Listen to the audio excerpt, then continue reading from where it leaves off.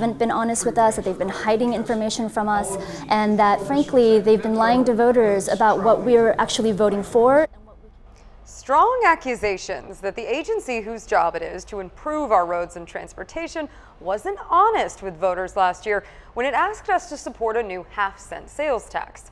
SANDAG now admits it was wrong about the amount of money it said Measure A would raise. But today, an outside investigation into the matter revealed it wasn't intentional. It says that SANDAG employees made a copy and paste mistake that caused their revenue projections to be off by billions. The investigation did find some employees raised a red flag before the election, but the executive director brushed off their concerns. It also says senior SANDAG staff ordered some emails moved to a server where they'd be hidden from public records requests. As 10 News reporter Jeff Lasky tells us, all of this has taxpayers wondering what's next. There's no doubt that SANDAG has forfeited the public's trust. Hers was just one voice representing many, and one by one they got up to blast the San Diego Association of Governments for misleading the public. On the receiving end, the board members, made up of the leaders of San Diego County and the mayors of its 18 cities. They all agree some reform is needed.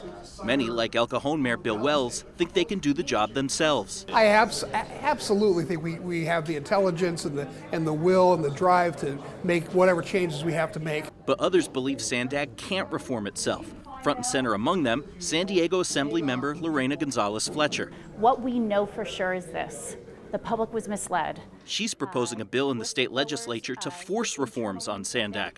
The most controversial part would make power on the SANDAG board proportional. The bigger the city, the more weight its vote would get. Just because you live in a small city like El Cajon doesn't mean you should have 10 times the voice of somebody living in Chula Vista. It means you should have the same voice, and that's what we're trying to achieve here. Some of the smaller cities think that's not fair at all. I'm married. If I went home and said we can make decisions together, but anytime I want to, I can override you, do you think that would go very well with my wife? It wouldn't. And that's what's happening here. Mayor Wells says in his mind, Gonzalez Fletcher's proposal isn't about getting back the public's trust, it's about politics.